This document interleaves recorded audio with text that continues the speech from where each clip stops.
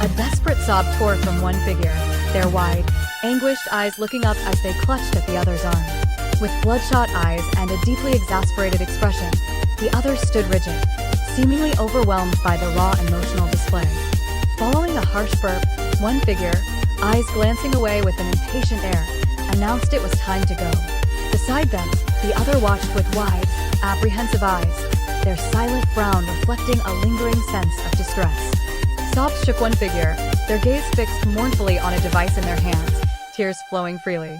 A concerned companion watched with wide, worried eyes, while another figure on the far side drank deeply from a cup, eyes closed, seemingly oblivious to the distress.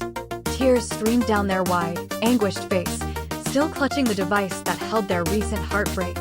With a pained, angry cry, they lashed out, revealing how a partner named Ethan had left them for someone else.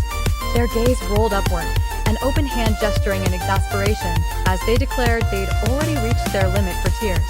The previous outpourings had clearly taken their toll, leaving little patience for further emotional displays. With wide, worried eyes, one of them hesitantly suggested that someone should come along, perhaps out of empathy.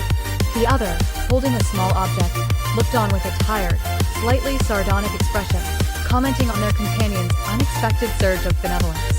With wide, worried eyes, one figure looked up, urgently insisting they truly needed to take action. Their gaze pleaded with the other, clarifying the aim was to cheer someone up, while the other held a can with a visibly annoyed expression.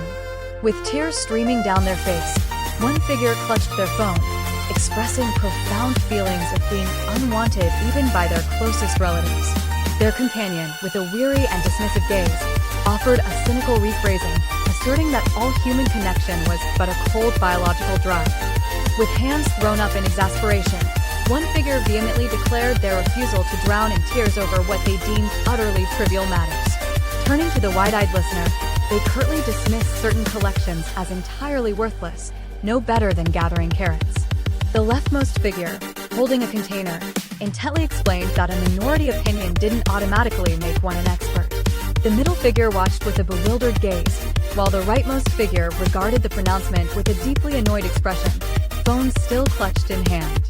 Taking a drink, the leftmost figure spoke with cynical detachment, declaring monogamy a joke and questioning its perceived importance based on Earth's creature statistics.